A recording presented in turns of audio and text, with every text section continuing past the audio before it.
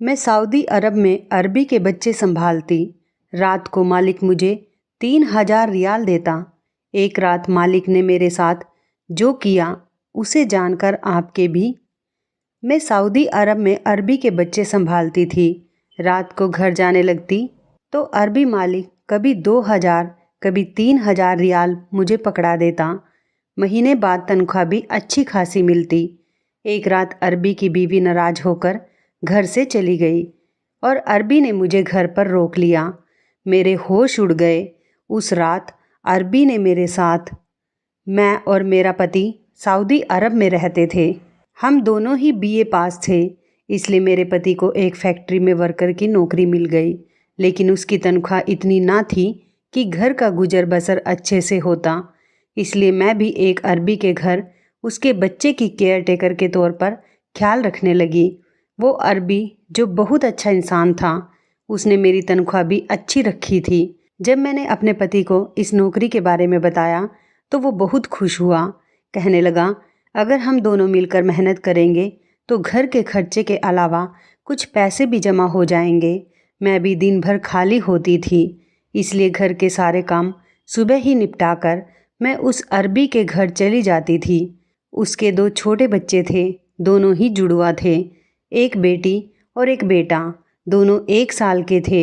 उसकी बीवी बच्चों पर ज़्यादा ध्यान नहीं देती थी, इसलिए उन दोनों बच्चों की पूरी जिम्मेदारी मुझ पर थी।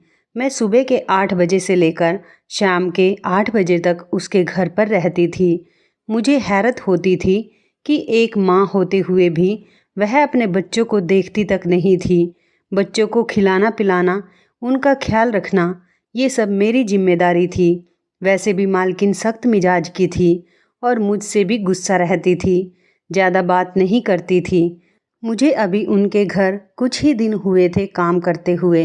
मैं उस औरत के मिजाज को अच्छी तरह से समझ गई थी।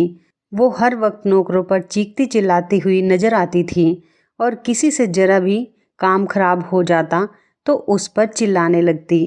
अगर मालिक घर आते तो उनसे भी ज़रा सी बात पर शोर मचाने लगती।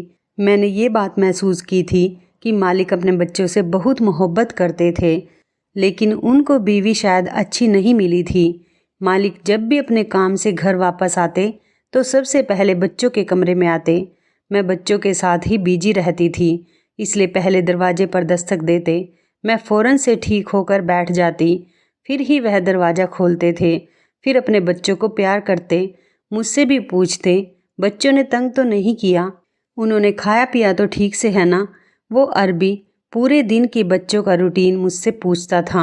मैं भी उस अरबी मालिक को सारे दिन की रूटीन बता देती थी। एक रात को जब मैं घर जाने लगी तो कहने लगा कि 1 मिनट रुको। फिर उसने अपनी जेब से पर्स निकाला और मुझे 1,000 रियाल पकड़ा दिए। यह देखकर मैं हैरान सी रह गई थी। हालांकि उसने मेरी तनख्वाह बहुत अच्छी रखी थी और 1,000 रियाल कम पैसे नहीं होते। मैंने एक नज़र मालिक की तरफ देखा था। मेरी आंखों में हैरानी थी। कहने लगे, ये रख लो, तुम्हारे काम आएंगे। मैंने कहा, नहीं मालिक, आपने जो तनख्वाह देनी तय की है वो भी काफ़ी है। मेरी बात सुनकर वो हल्का सा मुस्कुराया। कहने लगा, मैं अपनी खुशी से दे रहा हूँ, ये रख लो। मैंने वो पैसे पकड़कर अपने पर्स में रख दिए। मैं फिर जाने लगी। जैसे ही मैं दरवाजे तक पहुँची तो मुझे कहने लगा, बात सुनो। मैंने कहा, जी। वो कहने लगे कि इस बात का जिक्र अपनी मालकिन से मत करना, उसे मत बताना कि मैंने तुम्हें 1,000 रियाल दिए हैं। मैं कुछ देर तो इस बात को सुनकर सूद में पड़ गई थी। फिर मैंने सर हाँ में हिला दिया और कमरे से बाहर निकल गई। लेकिन ना जाने क्यों उस रात मुझे बड़ी बेचैनी हो रही थी। एक तो मालिक का मुझे 1,000 रियाल देना और दूसरा इस बात का कि मालकिन से छुपाने को कहना। ये दोनों बातें ही मेरे दिमाग में उलझन का काम कर रही थी। फिर मैंने कहा कि शायद मालकिन ज़रा गुस्से वाली है, इसलिए आज ही मालिक को मना करती हूँ उसे पैसे देने से। चलो, अगर उसने दे दिए तो कोई बात नहीं। मैंने वो पैसे संभाल कर रख दिए। लेकिन मेरी हैरत की इंतहा उस वक्त में ना रही जब दूसरे दिन मालिक ने मुझे 2,000 रियाल दिए थे। इस बार तो मेरा दिल शक में गिरफ्तार होने लगा था। आखिर मालिक मेरे साथ इतनी मेहरबानी क्यों कर रहे थे? मैंने वो 2,000 रियाल भी वापस पकड़ा दिए। मैंने कहा मुझे ये नहीं चाहिए, आप क्यों मुझे रोज़ रोज़ इतने पैसे दे रहे हैं। मैंने फटाफट से अपनी चादर को सही किया था क्योंकि वो मेरे चेहरे को बड़ी गौर से देख रहे थे। कहने लगे कि आप मेरे बच्चों का ख्याल रखती हैं, इसलिए मैंने कहा वो मेरी ड्यूटी है और उसके पैसे मैं आपसे लेती हूँ। फ़िलहाल मैंने उस दिन उस शख्स से कोई पैसा नहीं लिए और घर वापस आ गई। लेकिन अगले ही दिन जब मैं बच्चों को संभालने के लिए गई तो मैंने देखा कि वो मालिक अपने काम से बाहर नहीं गया था, बल्कि घर पर ही था और बच्चों के पास ही था। जब मैं आई तो मुझसे कहने लगा कि इतनी देर से आई हो, आपको पता है मेरे दोनों बच्चों को बुखार चढ़ा हुआ है। उसके लहजे में फ़िक्रमंदी थी और थोड़ा लहजा सख्त भी था। मैंने घबरा कर जब घड़ी की तरफ देखा तो 8:20 बज रहे थे और मैं इसी वक्त आती थी। मैंने कहा मैं तो अपने वक्त पर आई हूँ। फिर मुझसे कहने लगा कि इसी चीज़ के तो आपको पैसे दे रहे थे कि आप मेरे बच्चों का ख्याल ज़्यादा रखती हो। देखिए सुबह से उनको बुखार है, उनकी माँ तो उनकी परवाह नहीं करती, लेकिन मैंने आपको नौकरी पर रखा है ताकि मेरे बच्चों की अच्छी से अच्छी केयर हो सके। इसलिए नहीं कि आप 8:20 पर आओ और मेरे बच्चे यहाँ पर बीमारी में रोते रहें। एक बच्ची तो सो रही थी, लेकिन उसका जो बेटा था वो रोए जा रहा था। मैंने फटाफट से उसे मालिक से लेकर अपनी गोद में ले लिया। दोनों बच्चे मुझसे बहुत ज़्यादा लगाव रखते थे। जैसे ही वो बच्चा मेरी गोद में आया वो बिल्कुल खामोश हो गया। मैंने उसे सीने से लगाया तो वो बुरी तरह से तप रहा था। मैंने उसका माथा चूमा। मैंने कहा आपको मेरा इंतज़ार करने की बजाय बच्चों को डॉक्टर के पास लेकर जाना चाहिए था। देखो तो सही बच्चों को कितना बुखार है। मेरी बात सुनकर उसने अपने माथे पर हाथ मारा था और कहा मेरी अकल काम नहीं कर रही थी। वाकई मुझे तो उन्हें डॉक्टर के पास लेकर जाना चाहिए था। फिर उसने सोई हुई बेटी को गोद में उठाया और मुझसे कहने लगे कि चलो मेरे साथ, मैं उन्हें डॉक्टर को दिखा दूंगा। यह सुनकर मैं कुछ चौंक सी गई। मैंने कहा आप मुझे क्यों ले जा रहे हो? आप मालकिन को लेकर जाइए, वह माँ है और माँ बेहतर बता सकती है। मेरी बात पर मालिक थोड़ा सा मुस्कुराए और कहने लगे माँ ऐसी होती है क्या? जैसे कि मेरी बीवी है, इसे तो पता तक नहीं है कि उसके बच्चों को कौन सी दवाई देनी है और कौन सी नहीं। दवाई तो आपने उन्हें पिलानी है, ख्याल भी आपको ही उनका रखना है। तो बेहतर होगा कि आप मेरे साथ चलो।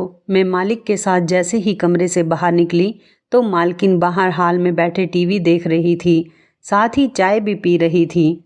मुझे मालिक के साथ बाहर जाते देखा तो मुझे बुलाने लगी। कहने लगी कहाँ जा रहे हो? अब बच्चों को क्या हुआ है? मेरी बजाय मालिक ने अपनी बीवी को जवाब दिया, तुम्हें नहीं मालूम? तुम्हारे बच्चों को बुखार है, उन्हें डॉक्टर के पास लेकर जा रहा हूँ। तुम्हें साथ में चलना है तो चलो, नहीं तो रहने दो। ये सुनकर मालकिन को तुरंत गुस्सा आ गया था और कहने लगी ना बाबा ना, मुझसे नहीं संभाले जाते तुम्हारे बच्चे, तुम्हें शौक था ना। यह कहकर वो दोबारा से टीवी के चैनल चेंज करने लगी। मैं इतना हैरान थी कि माँ होते हुए वो इतनी सख्त कैसे हो सकती है। मैंने बहुत सी ऐसी लड़कियां देखी हैं जो शादी से पहले लापरवाह होती हैं और वो ही लड़कियां शादी के बाद और बच्चे होने के बाद बच्चों के मामले में जिम्मेदार हो जाती हैं। यह कैसी माँ थी जिसके दिल में बच्चों के लिए कोई तड़प ही ना थी। मालकिन बेहद खूबसूरत थी, लेकिन उसे बच्चों की जरा भी परवाह ना थी। पिछले 2 महीनों से मैं उनके बच्चों को संभाल रही थी और मैंने देखा था कि वो मालकिन हमेशा ही खुद को सजाती संवारती रहती थी। कभी नौकरों से नाखून कटवाती, कभी पैरों की मालिश करवाती, कभी तेल लगवाती, हर वक्त अपनी ही परवाह करती। दोनों बच्चों को बहुत तेज बुखार था। पूरा दिन मैं बच्चों के साथ ही घिरकर रह चुकी थी। एक को दवा देती तो दूसरा रोने लगता, दूसरे को सुला देती तो पहले वाला जाग जाता और कोई ना कोई कमरे में बड़ी चीज़ खराब कर देता। बुखार से दोनों बच्चे चिड़चिड़ा और जिद्दी हो गए थे, वरना तो मेरी बात मान लेते थे, लेकिन आज तो जैसे तंग ही किए जा रहे थे। मैं रात तक बिल्कुल थक चुकी थी। जैसे ही मालिक आए तो मैंने जाने की इजाज़त मांगी तो मालिक मुझे कहने लगे कि ये बात सही तो नहीं लग रही, लेकिन मैं भी मजबूर हूँ। अगर आप आज की रात मेरे बच्चों के साथ रह लेती तो ये आपका मुझ पर बहुत बड़ा एहसान होगा। मैंने कहा कि मैं कैसे रुक सकती हूँ, मेरा पति 9 बजे घर वापस आ जाता है और मुझे खाना देना होता है। ये सुनकर मालिक अजीब से अंदाज में पूछने लगे, क्या आप शादीशुदा हैं? मैंने कहा हाँ। मेरा जवाब सुनकर मालिक का चेहरा बुझ गया था। फिर एकदम से उन्होंने अपने चेहरे का रूप बदल लिया। कहने लगे, क्या आप अपने पति से कह देंगी कि एक रात के लिए आपको यहीं रहने दें, क्योंकि मुझे बच्चों को संभालने का इतना आइडिया नहीं है। रात भर मैं कैसे बच्चों को संभाल सकता हूँ? फिर आप उनकी मेडिसिन के बारे में अच्छी तरह से जानती हैं। मैंने कहा ठीक है, मैं अपने पति से ही पूछ लेती हूँ। मैंने मोबाइल निकाला और अपने पति से इस बारे में पूछा तो वो कहने लगे कि ठीक है, तुम आज की रात रुक जाओ, मैं खाने पीने का खुद इंतजाम कर लूँगा। रात भर मैं बच्चों को संभालती रही और अगले दिन बच्चे शाम तक भले चंगे हो गए थे। फिर जब मैं घर जाने लगी तो मालिक ने मुझे 5,000 रियाल पकड़ाना चाहा। मैंने कहा कि आप क्यों दे रहे हैं? वो कहने लगे, आपने मेरे बच्चों को बड़ी मुश्किल वक्त में संभाला है और इस पर आपका हक बनता है, इसलिए इससे इनकार मत कीजिए प्लीज़। मैंने कहा कि आप मेरी ममता को पैसे से क्यों तोल रहे हैं? मैं मानती हूँ ये मेरी सगी औलाद नहीं है, लेकिन मैं हमेशा उन्हें अपने बच्चों की तरह ही समझती हूँ, इसलिए आप अपने पैसे अपने पास रखें, मुझे उनकी ज़रूरत नहीं है। यह कहकर मैंने अपना पर्स पकड़ा और वहाँ से चली गई। मेरी शादी को भी 4 साल गुजर गए थे, लेकिन मेरी कोई औलाद नहीं हुई थी। शादी के फ़ौरन बाद मैं उम्मीद से हुई थी, लेकिन मेरे पति मेरे आगे हाथ जोड़ने लगा। कहने लगा, तुम्हें पता है कि मेरी तनख्वाह इतनी नहीं है और इतनी तनख्वाह में एक बच्चा अफोर्ड नहीं कर सकता। ऊपर वाले के लिए अभी तुम अबॉर्शन करवा लो, जैसे ही हालात ठीक होंगे फिर हम ऊपर वाले से बच्चा ले लेंगे। बच्चों का क्या है, बच्चे तो हो ही जाते हैं। उस वक्त मैं बहुत रोई थी। मैंने कहा था, बच्चा अपना नसीब लेकर आता है, तुम क्यों ऐसा सोचते हो? लेकिन वो मेरे आगे मिन्नत करता रहा। मुझे समझाने लगा, कहने लगा, मैं बहुत तंग हूँ, परेशान हूँ और भी तंग हो जाऊँगा, तुम मुझे समझो। उस वक्त मेरे पति सऊदी अरब के लिए वीज़ा लगवाने की कोशिश में लगे हुए थे, इसलिए मैंने उनकी बात मान ली थी। उसके बाद हम सऊदी अरब आ गए थे। 3 साल से मेरा पति काम कर रहा था, लेकिन हालात जैसे थे वहीं पर अटके हुए थे और हर वक्त जब मैं यही कहती कि अब हमें औलाद के बारे में सोचना चाहिए तो वह इनकार कर देता, कहता कि बस 1 साल और रुक जाओ, जैसे ही हालात ठीक होंगे तो फिर कर लेंगे। हम कौन सा बूढ़े हो गए हैं कि औलाद नहीं हो सकती। वो हमेशा ही टाल जाता, लेकिन मेरे दिल में था कि ऊपर वाला मुझे औलाद दे दे। इसलिए जब उन दोनों बच्चों को संभालने की जिम्मेदारी मुझे मिली तो मैंने ये सब नहीं समझा कि मैं नौकरी कर रही हूँ या वो बच्चे मेरे लिए एक बोझ हैं। मैंने अपनी सारी ममता उन पर न्यौछावर कर दी थी और दिल से उनको संभालती थी। अगले दिन जब मैं काम पर आई तो मैंने देखा मालकिन और मालिक में झगड़ा हो रहा था। न जाने किस बात पर उन दोनों की इतनी बहस हो रही थी कि मुझे भी डर महसूस होने लगा कि कहीं वो आपस में तलाक ना ले ले। मालिक तो यही कह रहे थे कि तुम हर वक्त शॉपिंग करती रहती हो या फिर अपने आप को सजाती संवारती रहती हो। एक रात ही को तुम्हें बच्चों को संभालना पड़ता है और वो भी तुम दूसरे कमरे में जाकर सो जाती हो। तुम्हें दूसरे कमरे में जाने से क्या मिलता है? जरा भी बच्चों की परवाह नहीं। अगर तुम्हारा यही रवैया रहा तो मैं तुम्हें छोड़ दूंगा। मालिक बहुत गुस्से में चिल्लाते हुए कहते हुए बाहर चले गए। मैं उस वक्त कमरे में सारा शोर सुन रही थी और बच्चे भी उस वक्त सहम कर बैठे थे, क्योंकि चिल्लाने की आवाज़ कमरे तक आ रही थी। सिर्फ मेरा दिल धक से रह गया जब अचानक से मेरे कमरे का दरवाज़ा खुला। बड़े ही गुस्से वाले अंदाज में मालकिन कमरे में आई थी। कहने लगी, चलो छुट्टी है तुम्हारी, यहाँ से निकलो। यह कहकर उसने मुझे चुटकी बजाकर बाहर जाने के लिए कहा था। मैं खामोशी से बाहर निकल गई, लेकिन मैं जानती थी कि वह औरत बहुत गुस्से में है, इसलिए कुछ नहीं सुनेगी। मैंने अपना पर्स उठाया और अपने घर चली गई। फिर मैं नहीं जानती कि क्या हुआ और क्या नहीं, लेकिन शाम को ही मुझे मालिक का फ़ोन आया। वो मुझे कहने लगे कि फ़ौरन ही घर आ जाओ, मुझे आपसे बहुत ज़रूरी काम है। मैंने कहा, मालिक इस वक्त तो रात के 8 बज रहे हैं। वो कहने लगे, मुझे आपसे बेहद ज़रूरी काम है, आपका आना बहुत ज़रूरी है, आप फ़ौरन से मेरे पास आएँ। मैंने अपने पति को बताया तो वो कहने लगे, हो सकता है बच्चों को फिर से बुखार ना हो गया हो, चलो मैं तुम्हें छोड़ कर आता हूँ। मेरे पति के पास मोटरसाइकिल थी, वो मुझे मालिक के घर बाहर ही छोड़कर चले गए। जैसे ही मैंने डोरबेल बजाया तो दरवाज़ा चौकीदार के बजाय मालिक ने खोला था। मैंने हैरानी से देखा तो चौकीदार भी घर में ना था। मैंने मालिक से पूछा तो वो कहने लगे कि चौकीदार अपने घर गया है, थोड़ी देर में आ जाएगा, आप अंदर आओ, आपसे बहुत ज़रूरी बात करनी है। यह सुनकर मैं मालिक के साथ अंदर चली गई, पर मैं नहीं जानती थी कि अंदर जाते ही मुझ पर कयामत टूट पड़ेगी। जैसे ही मैं अंदर गई, हाल बिल्कुल खाली था। यह देखकर मैं थोड़ी परेशान हुई थी, इसलिए सोफ़े के किनारे पर जाकर बैठ गई। फिर मालिक सामने वाले सोफ़े पर बैठे अपना सर पकड़कर कुछ सोचने लगे। फिर कहने लगे कि मेरी बीवी दोपहर से अपने मायके जा चुकी है। जब मैं घर आया तो मेरे बच्चे मौजूद नहीं थे। जब मैंने अपनी बीवी से फ़ोन पर पूछा तो कहने लगी, मैं बच्चों को साथ लेकर नहीं गई।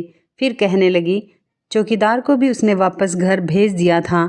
जब मैं घर आया तो घर पर कोई भी नौकर मौजूद नहीं था, यहाँ तक कि कोई चौकीदार भी नहीं। मुझे नहीं मालूम कि बच्चों को खुद ले गई या फिर उसने मेरे बच्चों को अगवा किया है। यह कहकर वो फूट फूट कर रोने लगे। कहने लगे, पता नहीं वो मेरे बच्चों के साथ क्या करेगी। फिर कहने लगे कि अगर आप बच्चों को ढूंढने में मेरी मदद कर दें। मैं सोच रही थी कि मैं कैसे कर सकती हूँ, लेकिन यह सुनकर मुझे तो बहुत दुख हुआ था। एक माँ होकर वो क्या खेल खेल रही थी अपनी ही सगी औलाद के साथ। अभी मैं इस बारे में सोच ही रही थी कि जब पुलिस की गाड़ी के हॉर्न की आवाज़ सुनाई दी थी। कुछ ही देर में दरवाजे और दीवारों को लांघकर पुलिस अंदर आ चुकी थी। मुझे और मालिक को देखकर पुलिस ने मुझे गिरफ्तार कर लिया और मुझ पर उल्टे सीधे इल्ज़ाम लगाने लगे। कहने लगे कि आपकी बीवी ने सही कंप्लेन की थी, आपका इस औरत के साथ चक्कर है, तभी आपने उसे अकेले में यहाँ बुलाया है। और ये भी कहने लगे कि दोनों बच्चों को भी इस नौकरानी ने ही अगवा किया है। यह सुनकर मैं परेशान होकर रह गई। वो मेरे अरबी मालिक पर भी इल्ज़ाम लगा रहे थे, हालांकि ऐसी कोई बात नहीं थी। मालिक ने कहा कि ऐसा कुछ नहीं है, लेकिन वो फिर भी मुझे पकड़कर पुलिस स्टेशन ले गए। मैं रोने लगी। मैंने अपने पति को फ़ोन किया, वो भी पुलिस स्टेशन में पहुंच गया, लेकिन पुलिस कुछ भी सुनने को तैयार ना थी। मेरा पति उस मालकिन के पास चला गया और उससे कहने लगा कि मेरी बीवी ने आपके बच्चों को अगवा नहीं किया और ना ही इसका किसी के साथ कोई चक्कर है। मुझे अपनी बीवी पर पूरा भरोसा है, इसलिए उसे छोड़ दो। वो कहने लगी, मैं एक ही शर्त पर केस वापस लूँगी कि तुम अपनी बीवी को लेकर यहाँ से कहीं दूर चले जाओ, क्योंकि मेरा पति मुझे ये साफ साफ कह चुका है कि वो मुझसे तलाक लेकर तुम्हारी बीवी से शादी कर लेगा, क्योंकि वो मेरे बच्चों का ज़्यादा अच्छा ख्याल रखती है। ये सुनकर तो मेरा पति भी दंग रह गया। मैं नहीं जानती थी कि मालिक ने ऐसा क्यों कहा, लेकिन मेरा दिल यह सुनकर बहुत गमगीन हुआ था। मैं तो उनका भला कर रही थी। मालकिन ने अपना केस वापस ले लिया और मैं अपने पति के साथ वापस अपने गांव आ गई थी। मुझे वो बच्चे बहुत याद आते हैं। जब माँ बाप यूँ लड़ते हैं तो उन बच्चों की क्या परवरिश हो सकती है। किसी ने सच कहा है, जो होता है अच्छे के लिए होता है। शायद इसमें ही मेरी कोई भलाई थी। तो इस कहानी के बारे में आपकी क्या राय है, कमेंट करके ज़रूर बताइएगा। दोस्तों, आपको हमारी ये मज़ेदार कहानी कैसी लगी, आप हमें कमेंट बॉक्स में ज़रूर बताएं। यदि आपके पास भी ऐसी कोई प्यारी सी कहानी है या फिर ऐसी कोई कहानी जिससे कुछ शिक्षा मिले, तो आप हमारे साथ उसको ज़रूर शेयर करें। दोस्तों, यदि आपको हमारी ये वीडियो अच्छी लगे तो आप हमारी इस वीडियो को लाइक शेयर ज़रूर करें और ऐसी ही दिल को छू लेने वाली प्रेरणादायक कहानियाँ सुनने के लिए हमारे चैनल को भी सब्सक्राइब करें। यदि आप हमें फेसबुक पर देख रहे हैं तो आप हमारे फेसबुक पेज को लाइक और फॉलो ज़रूर करें। तो दोस्तों, फिर मिलते हैं ऐसी ही ज़बरदस्त कहानी या टिप्स के साथ नई वीडियो में। तब तक के लिए धन्यवाद। आप सभी अपना ख्याल रखना। आपका दिन शुभ व मंगलमय हो।